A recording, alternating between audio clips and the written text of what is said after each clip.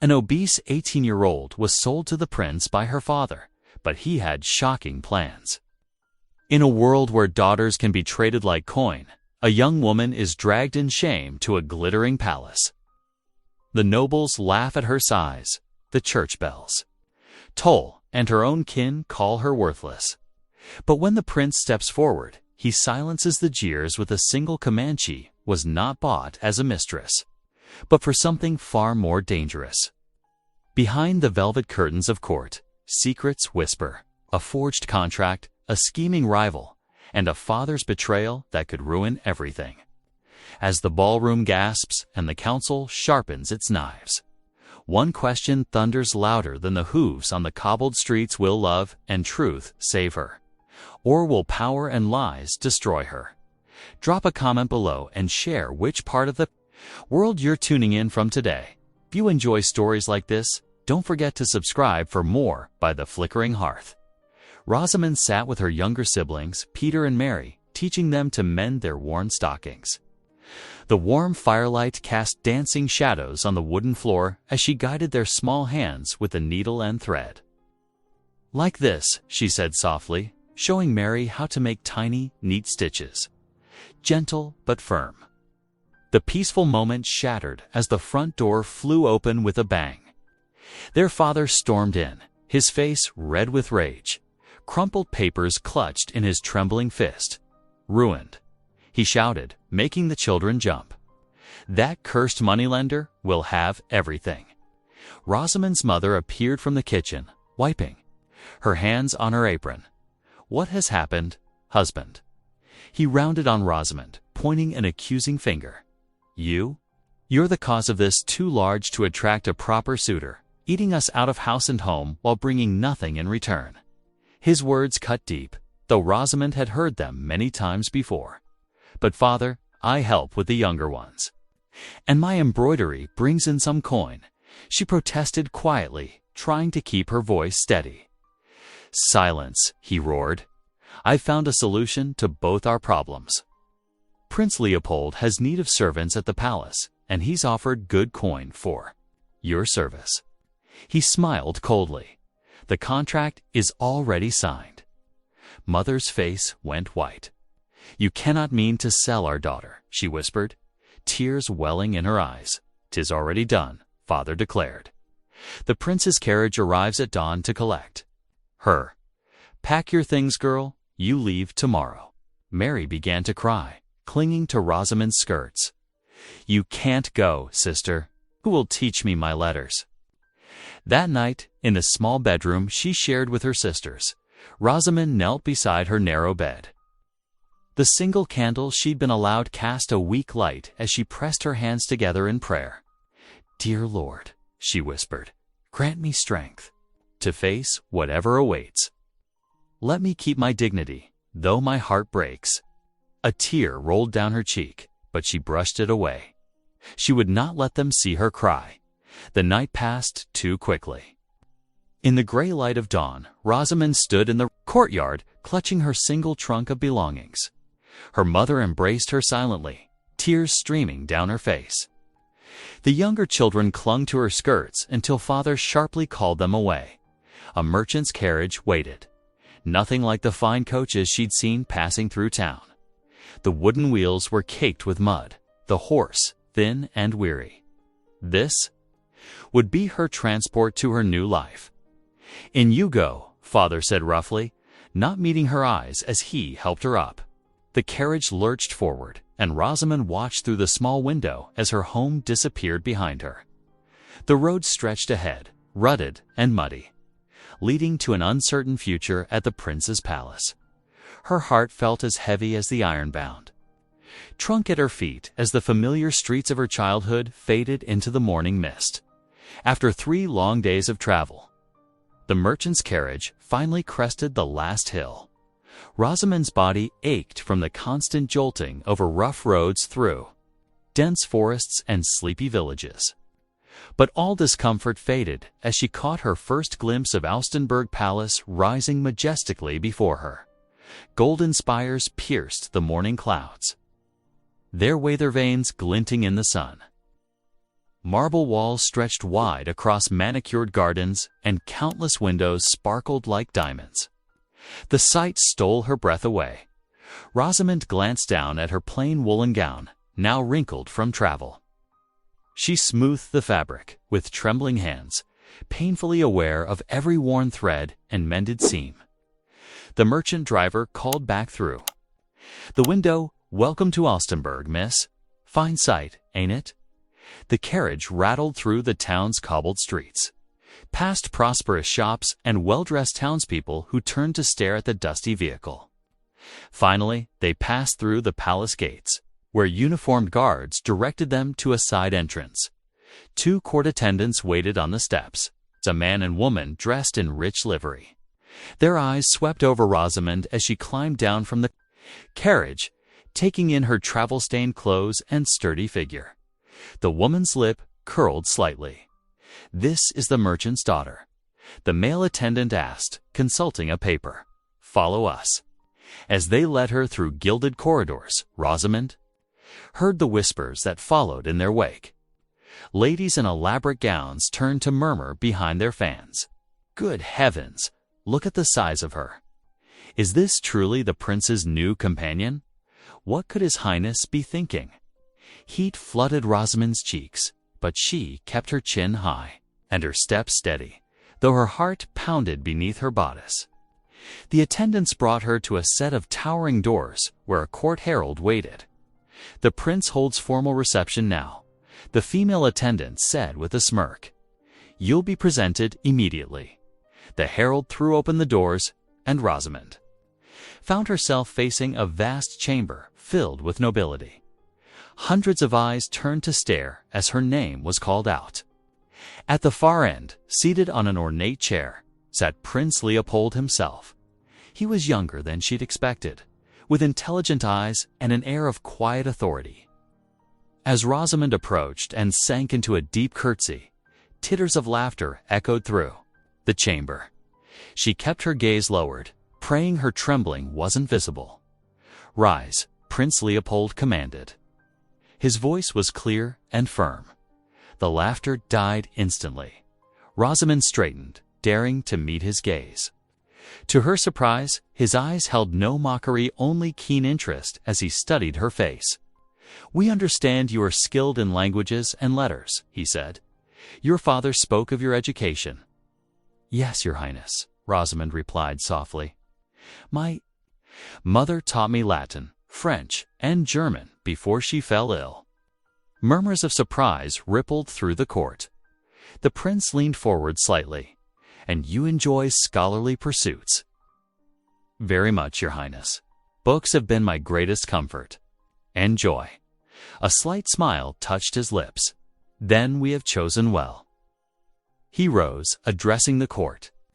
"Let it be known that Mistress Rosamond is appointed as royal librarian and private secretary, to assist with diplomatic correspondence and the organization of our historical collections." Gasps of shock filled the chamber. This was clearly not what the nobles had expected. Rosamond herself could hardly believe her ears. "Lady Wilmot," the prince called. An elderly noblewoman stepped forward, her face kind. "Please show Mistress Rosamond to the royal library and help her get settled in her new quarters." As Rosamond followed Lady Wilmot from the chamber, she heard the buzz of conversation explode behind her. But she barely noticed, her mind whirling. With this unexpected turn of events, the royal library took her breath away. Thousands of leather-bound volumes lined the walls from floor to ceiling. Towering windows let in streams of sunlight, and comfortable chairs were arranged near marble fireplaces. Dust motes danced in the golden light like tiny stars. With trembling fingers, Rosamond reached out to touch the nearest shelf. The leather bindings felt warm and smooth beneath her hand. Tears pricked her eyes as hope bloomed in her heart. This was no servitude, it was sanctuary. Dawn crept through the narrow window of Rosamond's humble chamber as she smoothed the wrinkles from her new gray wool gown. Though plain, the fabric was clean and well made, a kindness from the palace steward. Her fingers trembled slightly as she pinned her thick, dark hair into a neat bun. Ready to begin her first true day of work, the library awaited her, vast and silent in the early morning light.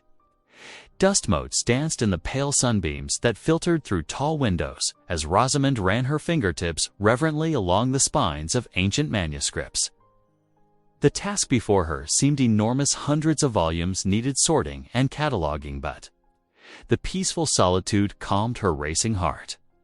"Excuse me, miss?" A timid voice broke the silence. A young maid stood in the doorway, bearing a tray with bread and tea. "Thought you might want breakfast while you work." "How thoughtful. Please, come in." Rosamond smiled warmly. "I'm Rosamond." The maid's eyes widened at such friendly treatment from someone in the prince's service. "Mary, miss." From the kitchens, she set down the tray with careful hands. "We wasn't sure what to expect of you, but you seem different from the usual sort." "I'm very different indeed," Rosamond admitted with a soft laugh. "Until yesterday, I was mending stockings by my family's hearth." Their conversation was interrupted by approaching footsteps. Prince Leopold appeared in the doorway, tall and dignified, in his morning coat. Mary dropped into a deep curtsy and hurried away. "Good morning, Your Highness," Rosamond said, dipping into her own curtsy. "I trust you slept well." The prince's voice was gentle, his blue eyes kind. "I have come to discuss some matters of importance. Please sit." To her amazement, he pulled out a chair for her at the library table before taking his own seat. "I've been considering reforms to our village schools," he began, spreading out several documents. "The children of peasants deserve more than basic letters. What are your thoughts on expanding the curriculum?" Rosamond's heart swelled. Here was a prince who truly cared for his people's welfare. For the next hour, they discussed educational philosophy and practical solutions. He listened intently to her suggestions, treating her ideas with genuine respect.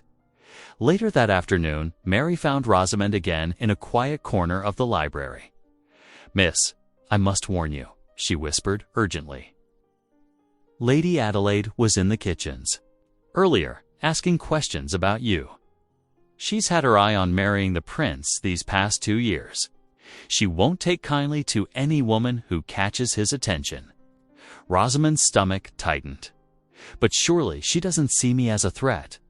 I'm just a merchant's daughter." "Don't underestimate her, miss. She's proud as a peacock and twice as mean when crossed. Just watch yourself."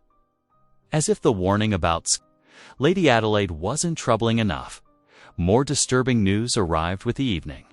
Mary hurried to find Rosamond just before supper, her face flushed with anger. "Oh, miss, you won't believe what I heard. Tom the stable boy was at the Golden Swan Tavern. Your father was there, drinking and boasting to anyone who'd listen.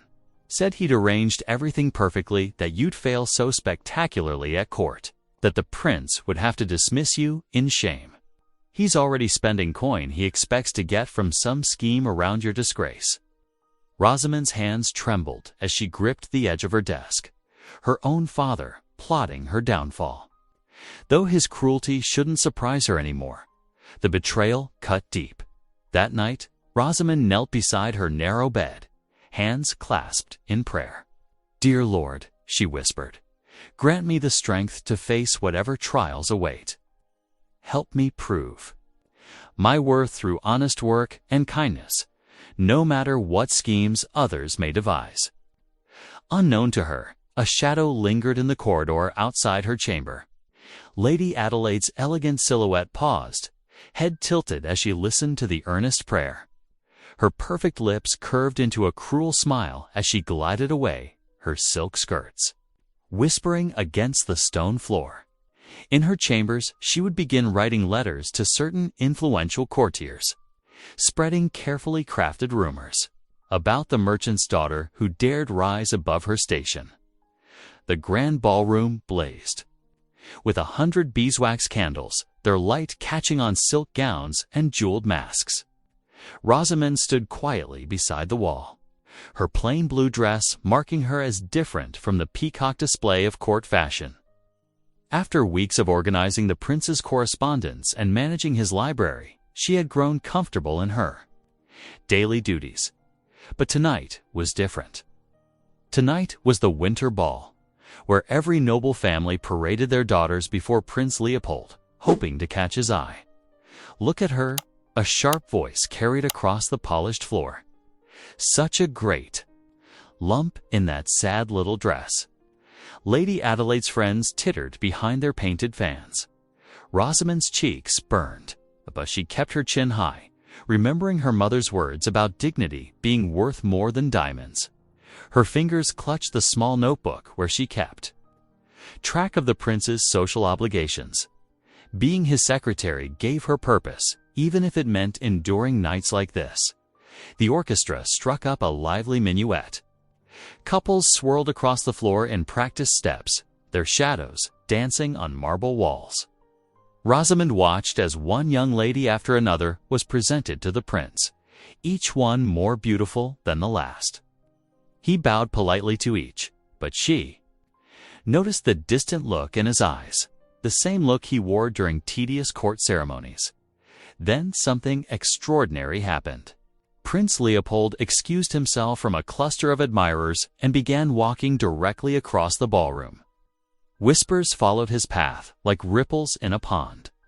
Rosamond's heart jumped when she realized he was heading straight for her. "Miss Rosamond," he said, his voice carrying clearly through the suddenly hushed hall. "Would you honor me with this dance?" 100 pairs of eyes turned to stare. Someone gasped. Lady Adelaide's fan snapped shut with a crack like thunder. "Your Highness, Rosamond," stammered, "I fear I would disappoint. I know little of court dances." The prince's eyes softened. "Then I shall teach you. Come."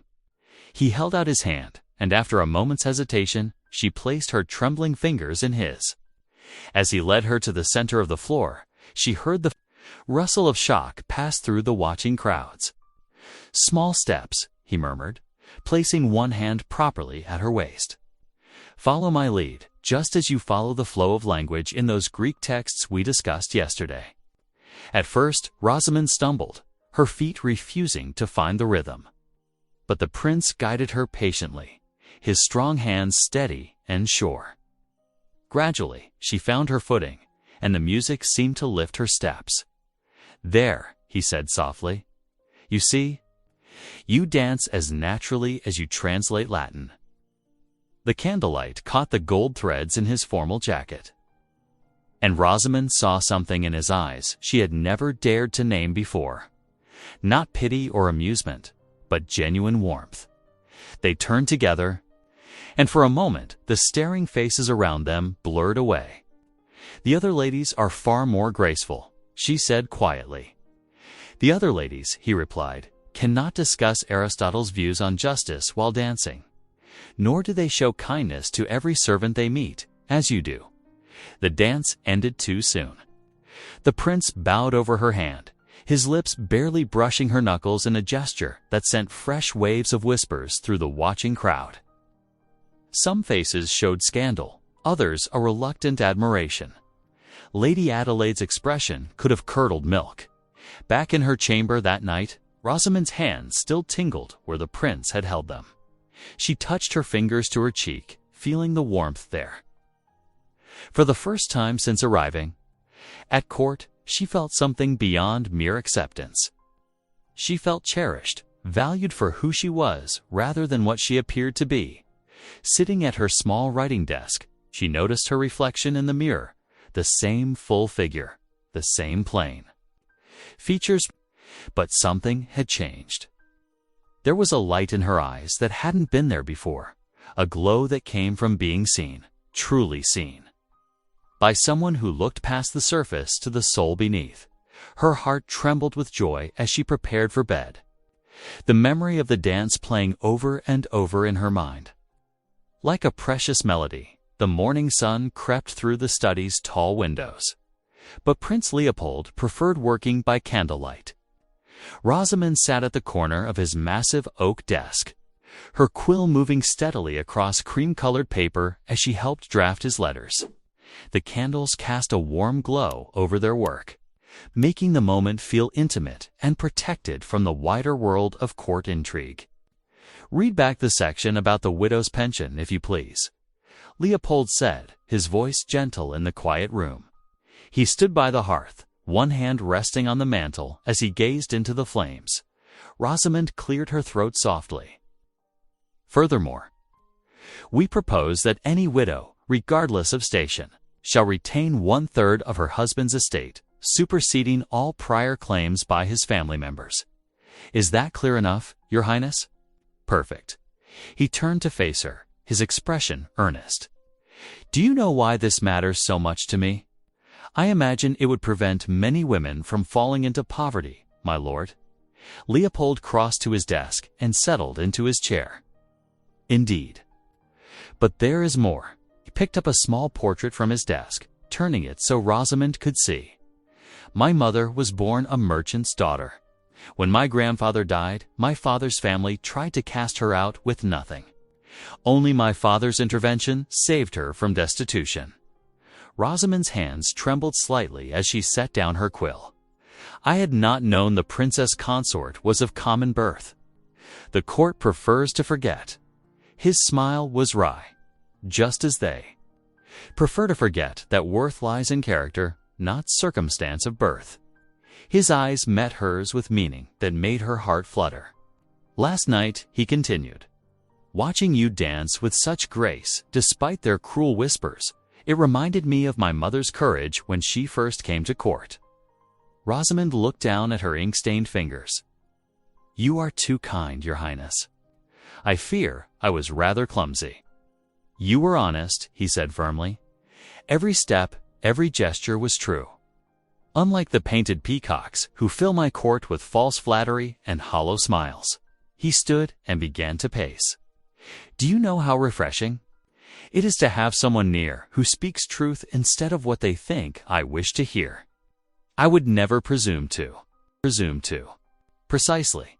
He stopped before her chair. "You never presume. You simply are who you are, Rosamond. It is a rare gift." A knock at the door interrupted them.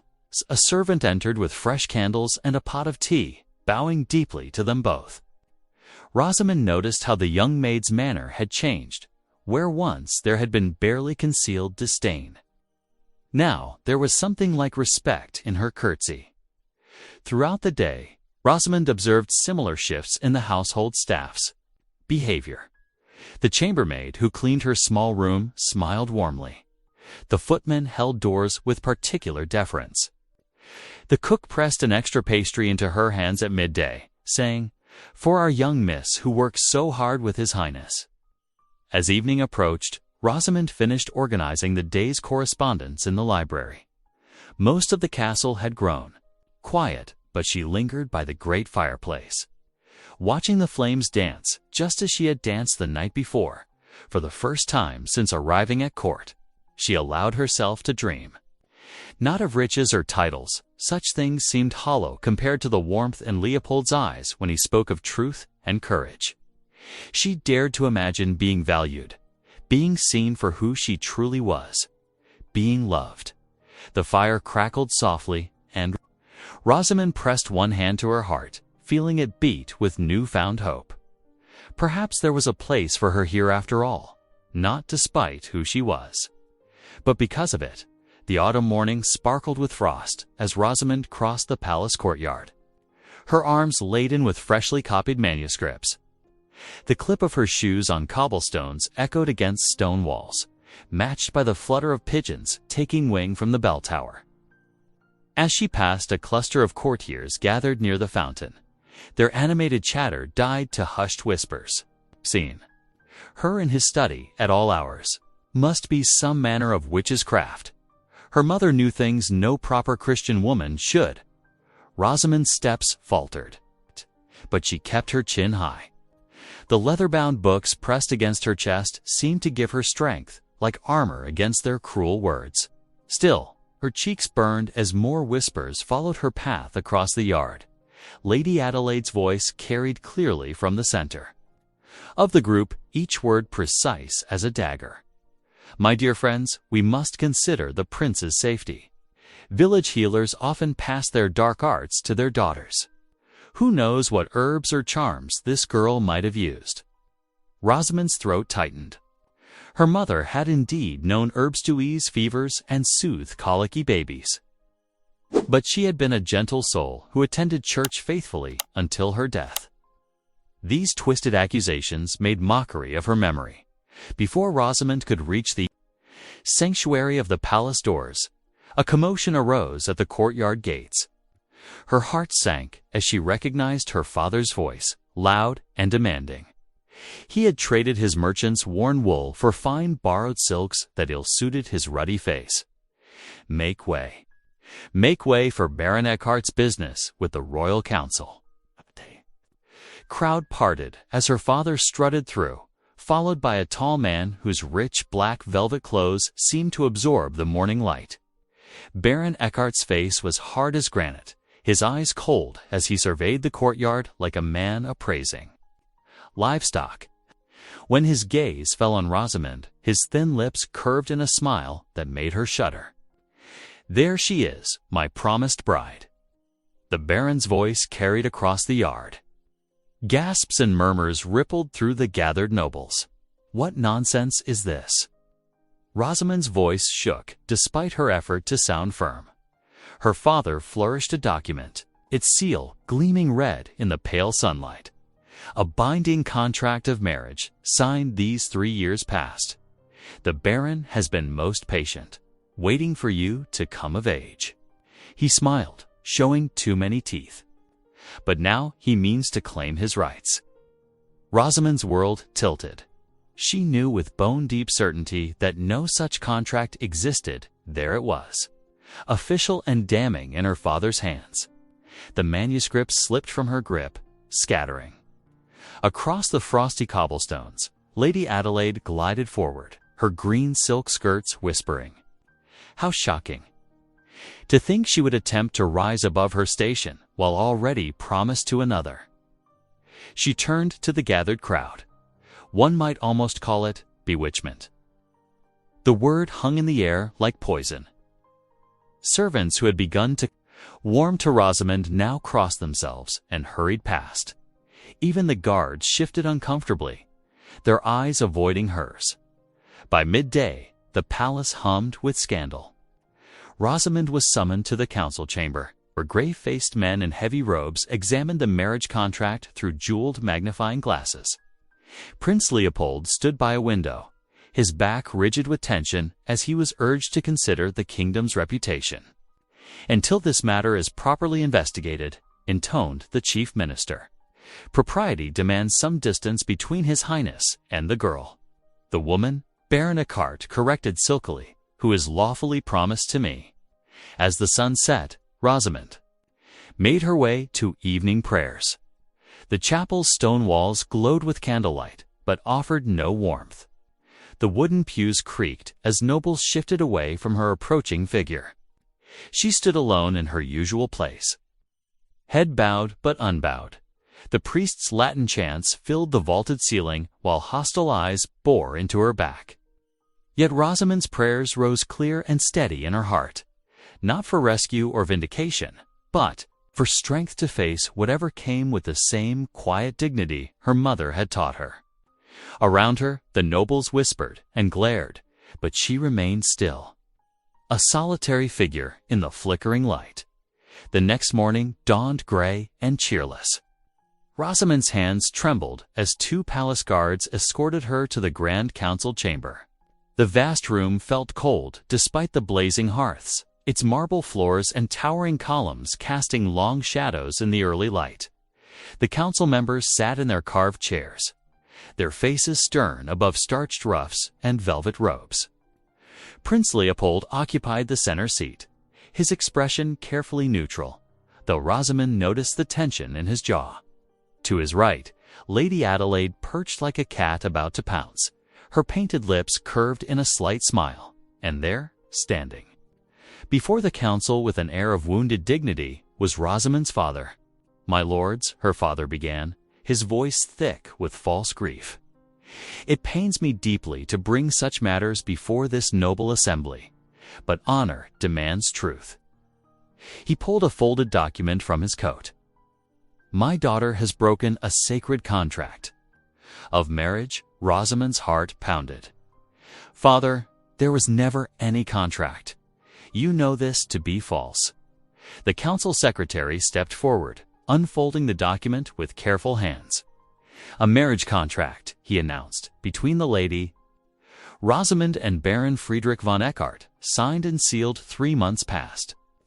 The secretary's voice droned on, reading terms Rosamond had never heard before. She watched Prince Leopold's face, saw him flinch at the mention of dowry payments already made. The contract bore all the proper stamps and ribbons, a masterwork, a forgery that seemed irrefutable. When the reading finished, Leopold rose slowly. "These are grave accusations," he said. His eyes met Rosamond's for a brief moment, filled with confusion and pain. "Until this matter can be fully investigated, propriety demands." He paused, swallowing hard. "Propriety demands that Mistress Rosamond be relieved of her duties as royal secretary." Lady Adelaide's triumphant smile widened. Rosamond's father bowed, every inch the concerned parent. "Your Highness is most wise," he simpered.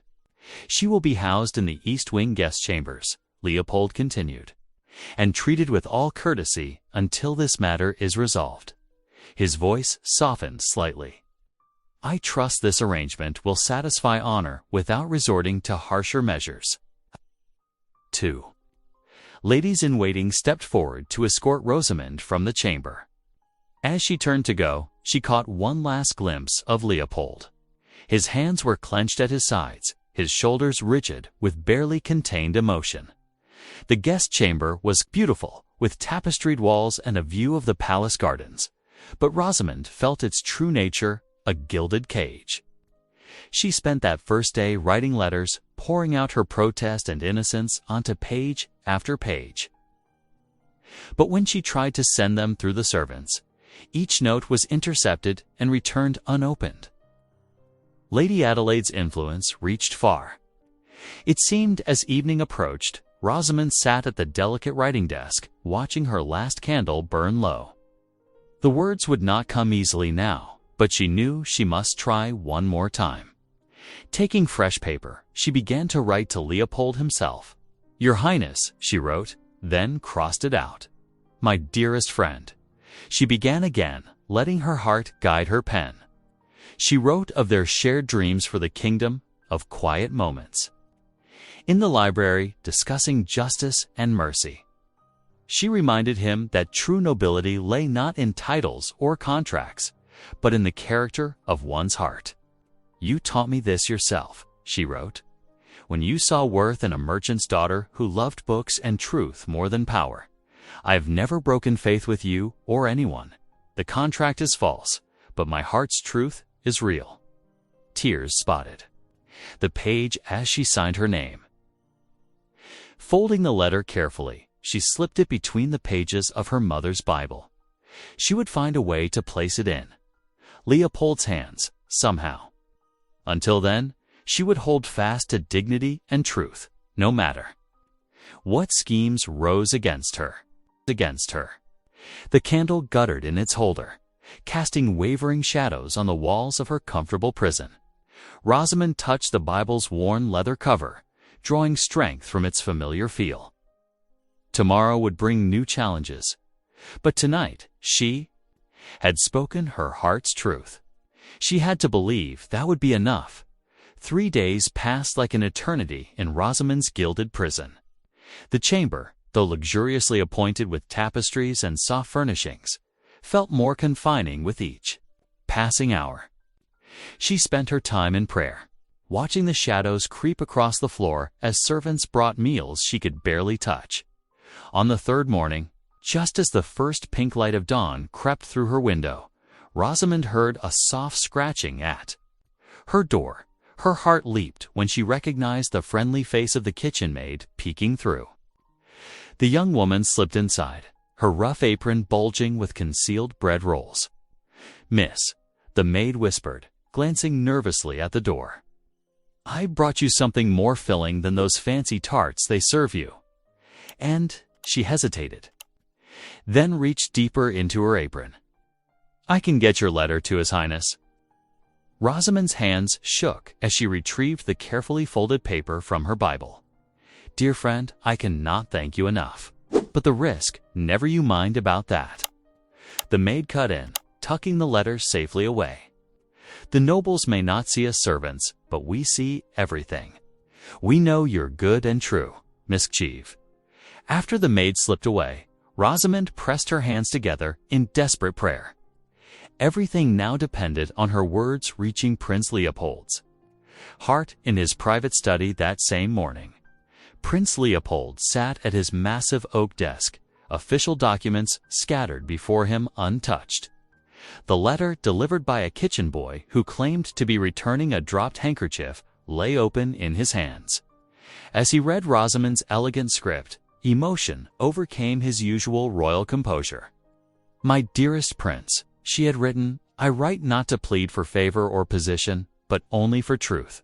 The contract my father presents is false, as his claims to care for my welfare. I have never met Baron Eckhart, nor would I ever consent to such an arrangement.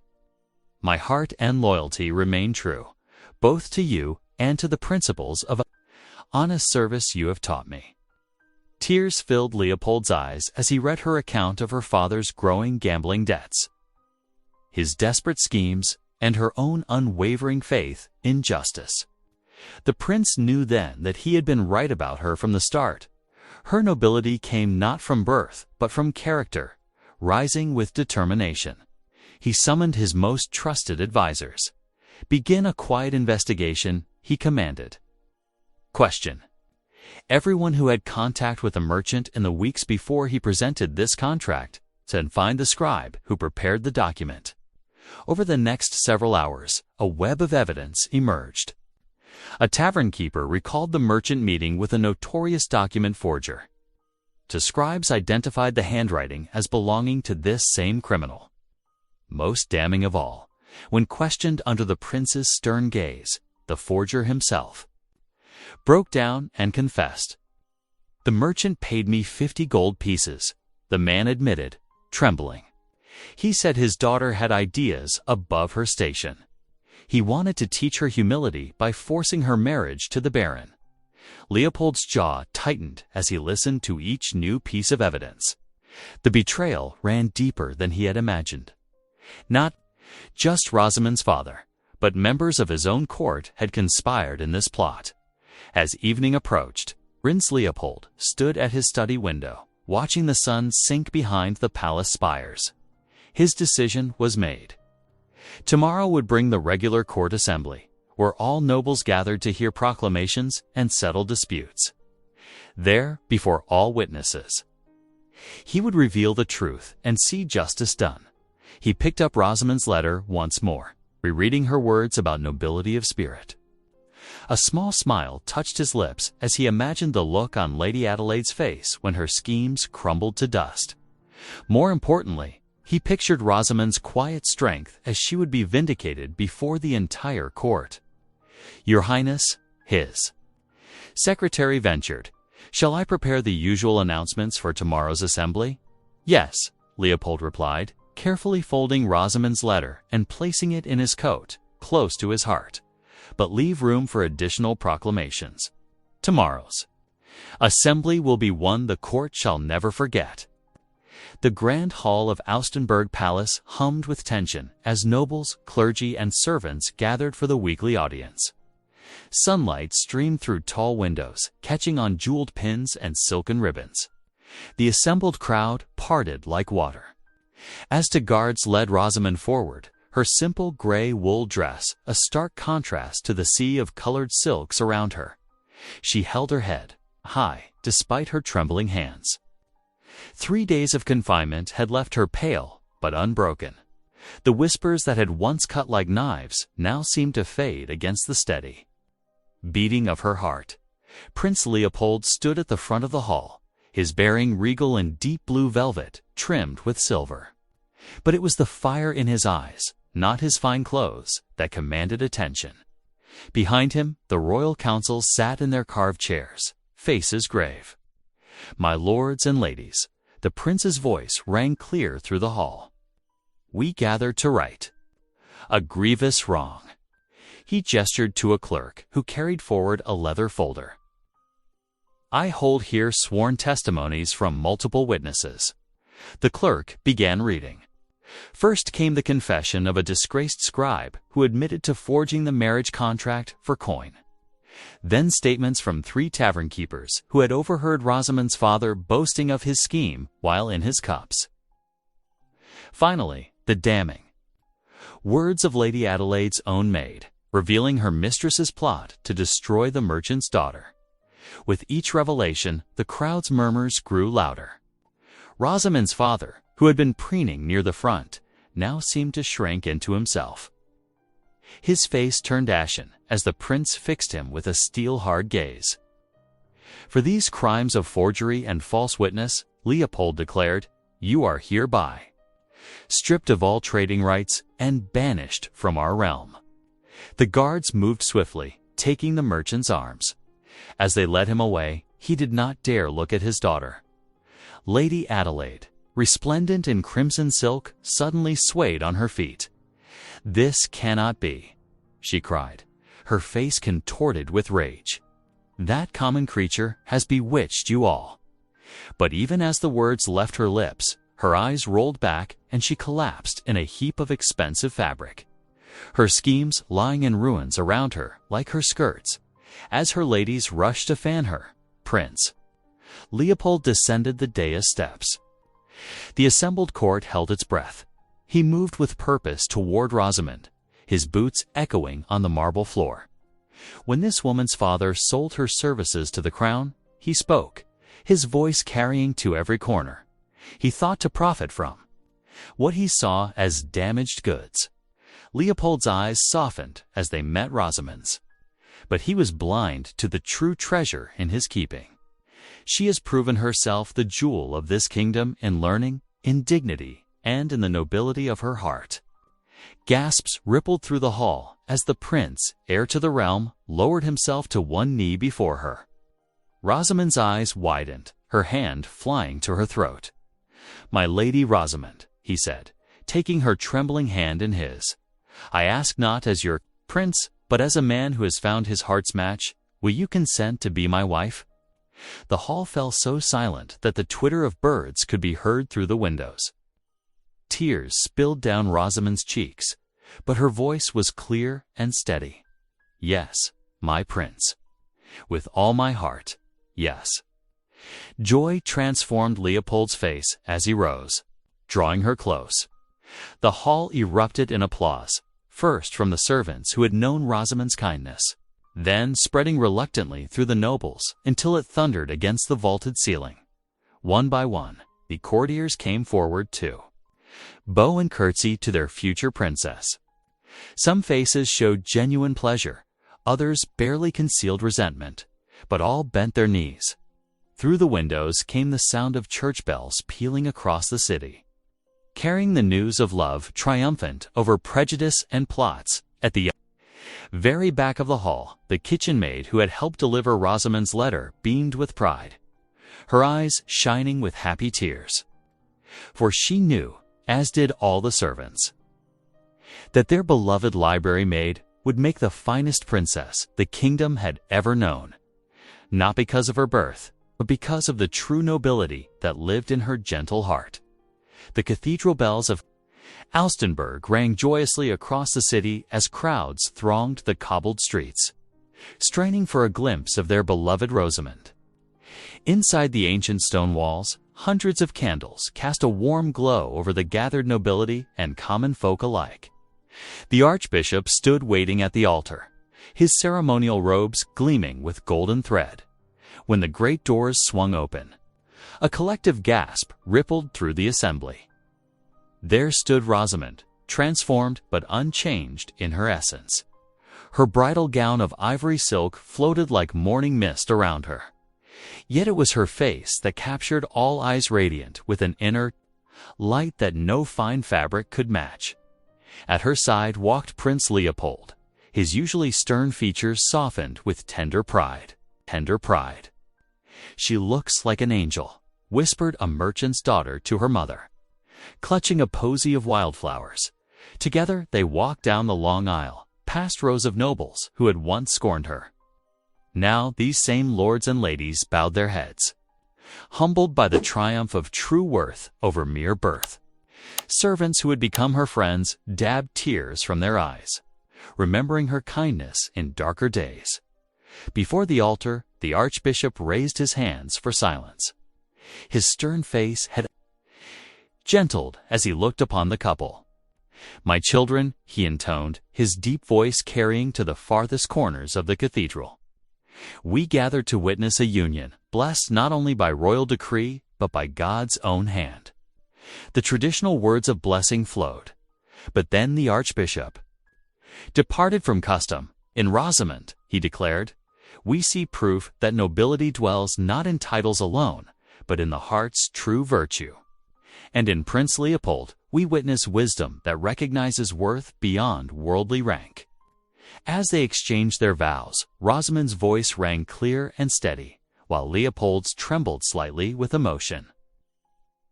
When the archbishop pronounced them wed, the cathedral erupted in cheers that shook the very foundations. Months passed, and Rosamond proved herself more than equal to her new role as princess consort. She never forgot her humble beginnings, nor the sting of being denied learning in her youth. Within weeks of her marriage, she established the first of many schools for common girls, starting in the capital itself. "Every child deserves the key of knowledge," she would say, visiting classrooms where young girls sat learning their letters. The sight of their eager faces reminded her of long-ago nights reading by candlelight, dreaming of a wider world. Under her guidance, libraries sprouted throughout the kingdom like spring flowers. She appointed firm-minded governors who would listen to peasants' grievances, and made certain that justice was dealt equally to noble and common folk alike. The people's love for her grew deeper with each passing month, as tales of her wisdom and compassion spread through village and town. One fresh spring morning, Rosamond walked with Leopold through the palace gardens, their fingers intertwined. The air was sweet with apple blossoms, and birdsong filled the trees above. As they rounded a corner in the path, they came upon a heartwarming sight: a group of young girls from her newest school, their arms full of wildflowers. "For you, Your Highness," said the smallest girl, offering a bouquet of daisies and buttercups, "because you gave us books and learning, just like your mother gave to you." Rosamond knelt to accept the flowers, her silk skirts pooling around her. The gesture brought tears to her eyes as she remembered that dark night when her father had sold her like unwanted goods. How far she had come from that heartbroken girl, and yet she remained unchanged in her deepest self, still finding joy in simple kindness, still believing in the power of learning and love to transform lives. She looked up at Leopold, who smiled down at her with that same tender respect she had first glimpsed in the library so long ago. His hand squeezed hers gently as another child stepped forward with more flowers, and Rosamond's heart swelled with quiet joy, knowing she had been. Thank you for watching. If this one reached you, consider subscribing. I'll be back tomorrow with more meaning, more humanity.